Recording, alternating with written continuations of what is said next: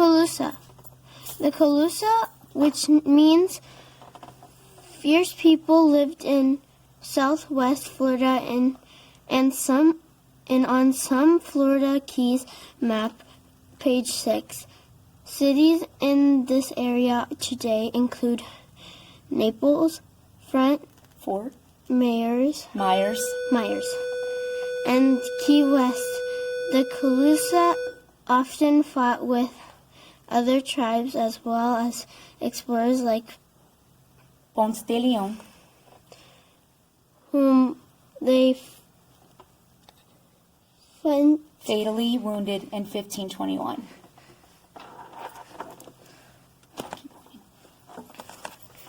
The Calusa chief made important decisions, such as where the tribe would live and when they would fight. He was also allowed to have more than one wife.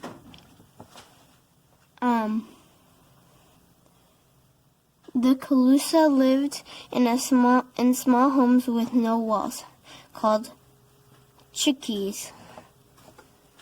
These were built on stilts or tall legs so they stayed dry in the wet water. Chickees were the center of family life. Women worked there, children played together, and the whole family slept there.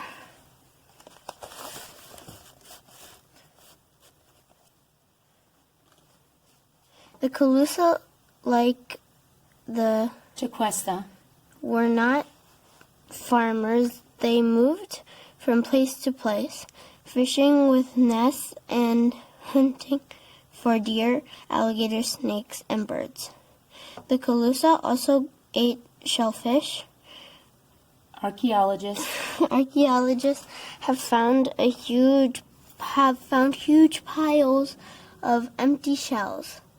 The shells and fish bones that remained after the Calusa ate were often used to make tools and weapons. Since the Calusa did not depend on growing crops and in order to survive, they did not have to worry about other tribes or Europeans setting their field on fire, which would have left them with no food. This made them stronger than the tribes that had to grow their food. Many historians think that Calusa traveled in their dugout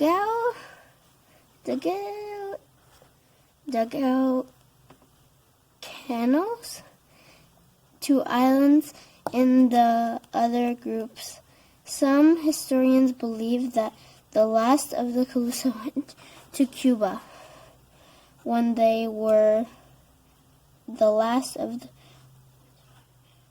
pressured by too many settlers. The other tribes that moved to the area from the north. Others think that the remaining Calusa became a part of the Seminole tribe. Seminoles and Miccosukee.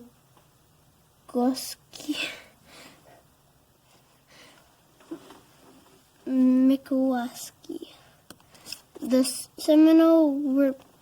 Seminole people were originally part of the Creek tribe. Around 1763, many Creeks moved to Florida from Alabama and Georgia, seeking to get away from settlers and other hostile tribes. They then spread out around the land. They lived in villages and homes that were often made from trees. They lived mostly by farming and raising cattle. Groups of Calusa women sometimes used nets to capture many fish at one time. The Seminole man is preparing palm fronds that he will use to make thatched roofs for a hut. The photograph was taken in 1938 in Miami, Florida. Seminoles have always been democratic. That means that that all people in the group help decide how they will live. Each Seminole town had a leader. This person listened to the problems of the townspeople and then asked the Seminole leaders from the other towns to help solve the problem. The leaders from all the towns met and worked together for the good of everyone. The Seminoles never had a leader who had total control over everyone. Tribe members could remove the chief and put someone new in if they wanted to. The Seminoles soon faced pressure from the new United States government, which wanted them to make room for more settlers. This led to the series of 3 wars between the Seminoles and the United States called the Seminole Wars from 1818 to 1858. The Seminoles fought bravely, but there were not enough of them to prevent the United States government from forcing most of the tribe to move out west to Oklahoma. About 500 Seminoles hid in the Everglades, and the United States Army did not follow them. There they lived in peace until developers started to drain parts of the Everglades in the late 1800s and early 1900s to make way for new farms, ranches, and roads. In 1957, the United States government officially recognized the Seminole tribe of Florida. This means the United States government realized that the Seminoles had the right to govern themselves. The Seminoles elected leaders, including chairperson of the tribe, and became responsible for their land without interference from the United States. When the Seminoles were officially recognized, one group decided that they wanted to be recognized separately. This was the Meskwaki tribe of Florida. The Meskwaki tribe of Florida was recognized by the United States in 1962. This 1921 photograph shows a group of Seminoles camping in the Everglades. Their clothing is visible in the photograph. It was made of strips of cotton sewn together.